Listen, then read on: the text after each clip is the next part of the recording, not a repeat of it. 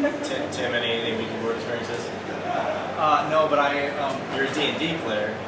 That's a game player, right? Yeah. No, my whole life I've been terrified of weekend boards. Still to this day, I've never done it. Specifically, just on some abstract level. I don't know. If you open that door, Exactly. you never know what's in the cupboard. Or standing in front of a mirror and saying your name 3 times. No, I never do. You shouldn't fuck with mirrors, right? Never. I don't even look in the mirror. I will say that when I came home to Chicago and I was thinking about doing the Chicago series, I was like, can I do this at a friend's house? I would like to try to take the Ouija board out, but maybe not in my own apartment. Yeah. How long have you been playing D&D for? I'm actually pretty new to it. Oh yeah? Yeah, I've only been playing for 3 years. How do you get into that? I thought you had to be younger and kind of be when I was a kid, my best friend and I in junior high and in high school, we were total dorks. We read comics and played with the action figures and stuff. But we told ourselves, we're pretty nerdy, but at least we don't. And now, what do you think of yourself now? So then, a couple 3 years ago, who was it? My roommate was cleaning out stuff from the attic, whatever, and found a bunch of old D&D books. Yeah. And a bunch of people were over at the time. They're like, we should totally play D&D. And we were like, okay, let's do it. So it just became we played. It's just tons of fun. That's all. So what's the project that you're working on? The D&D. Yeah, the D&D project. Well, we started that D&D group and we had 13 people in it. And if you've ever played D&D, you'll know that it takes forever and it's kind of boring. And if you have 13 people, 10 of which had never played before, you're gonna have a really long, boring game. So we didn't get to really do all the stuff we wanted to do. So my friend Brett and Kelly and I, we just said, we want to continue with these characters and we had so much fun being wouldn't it be even better if we had done this instead? So that we kind of said, well, let's do comics about it. So you're using actually the characters. Oh yeah, all the characters in the Intrepiders relate to real people. Wow. And their personalities kind of come through. So. That's a whole other level of nerdiness that you've taken to actually do a comic about it. Yeah. It's fun though. I like it. Awesome. I want to open it up to anybody if anybody has any questions. Yes. I like how you tell the perspective of the ghost and how it's just unfulfilling to the ghost.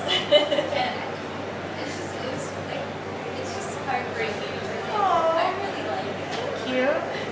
Stop, please. You're too kind.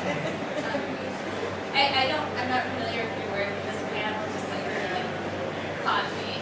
This story actually was the only one that I was on the board for, that I was actually usually playing chat, and it was me and my younger brother, David. Yeah. And so this little ghost comes up and is like, why isn't David dead? She's like, I love David, I want David to be with me. And we're like, that's not very nice. But then, later on in the story, she reveals that when she was alive, she had a best friend whose name was David, and they were both killed by the same person. But the whole time I was sitting there thinking, is this a ghost, or is my younger brother a complete egotist that he would think that this little 10-year-old girl ghost was in love with him? Yeah.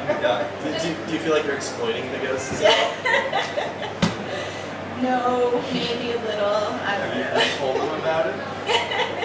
No, I did not tell them, and I haven't been back to Nantucket since publishing the book. So. Tim, you were shaking your head the whole time. Oh yeah, when you said that ghost was wondering why someone wasn't there. That's why you don't touch me. Burn them. Right.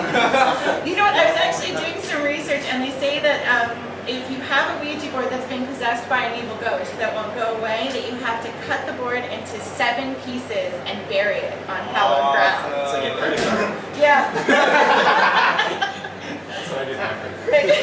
Hallowed Bury them ground. on hallowed ground. Oh, We do have a question. my cousin has a question. Yes. Okay, go ahead. Are zombies people? Are zombies people? Well, they were people. Do you even have the same rights as people? Is that the question?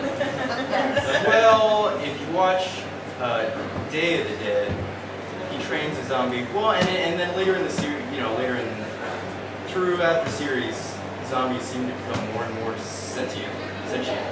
And in Day of the Dead, he's taught to kind of do simple actions and think. Whether I don't know, is it?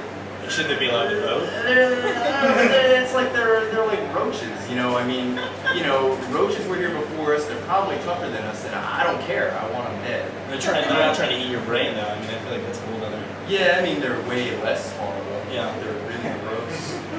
Tim. No, I totally think zombies are people. I think, when they just because you're dead doesn't mean you're not a person. Like, I think once they break the law, like once they attack someone, they lose their rights. What about ghosts? I mean, you have some opinion about ghosts, right? You walk around busting them. Like with the ghost. Do they have the same rights as people? That's shotguns for you.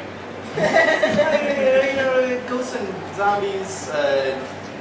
Zombies are automatons, from what I can tell. They don't have brains. They don't seem to have souls. Ghosts are totally different. They have a will and thoughts and desires. I mean, what legal rights do you have as a Ghostbuster to bust ghosts?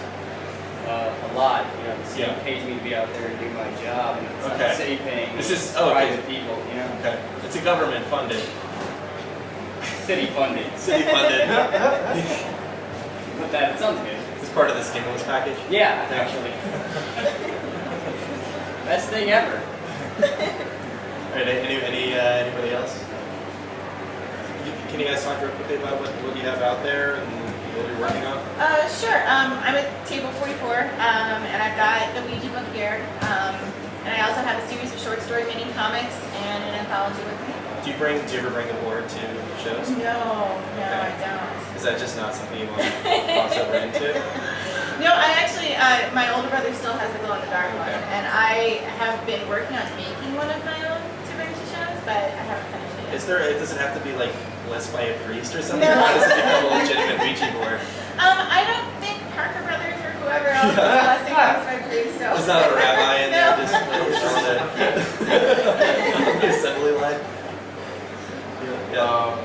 Besides Ghost Comics, I have Stitching Together, which is a little biography of Jim Henson, along with Muppet-related memoir comics, and Chris Ware, paper musician, a little essay, comic format essay about Chris Ware and the way he treats the intelligence of the readers, and Decorum, which is a bunch of gross and horrible humor comics, including a new story about a couple little girls who look under their mother's bed to find something that they don't know what it is in a shoebox. What the Muppets? It's memoirs from the actual point of view of the Muppets. Oh well, no, I mean it's one of them. Actually, one of them's a memoir by Watson Honeydew. Sure. And Familiar with his work? Yeah. great scientist. But the rest are kind of stories about, and also older work by me, which coincidentally a lot of it had to do with the Muppets. Yeah. And then stories about that, and also a story about going to Jim Henson's home, Charlotte home in Cleveland, Mississippi. This actually relates to another question pertaining to Ghostbusters. I mean, is there I mean, that's clearly satire, right? You're protected by satire laws, so you're not going to, Harold Ramis isn't going to come knocking on your door. We go by Ghostbuster 911, so it's not. Okay. We don't go Ghostbusters. You don't. So there's no potential legal problem. Okay. As for the Muppets, is there safe harbor? No, I'm screwed. Disney, what's protecting me is my comics $3, and I've made Obscurity is protected. 400 copies total. So, if Disney's lawyers decide to come after me, I'm twisted over the flame. Tim, what do you have out there? I have my graphic novel, That Salty Air, for sale. It's got a ghostly encounter or two in it, I think. Yeah, there it is. And I have some D&D comics, and there's some ghosts in there. So where can people watch Ghostbusters? I don't know. They can go to ghostbusting911.com. Yeah. We also have our car out front if you guys want to stop by and say hi, take some photos, chat about the show. We have 4 episodes up right now. We have Ernie Hudson in one of them. Wow. Oh, awesome. So, I assume he comes in halfway through the episode. how can I tell you? You gotta go watch and find out. Thanks, guys. Thanks, everybody. Thank you.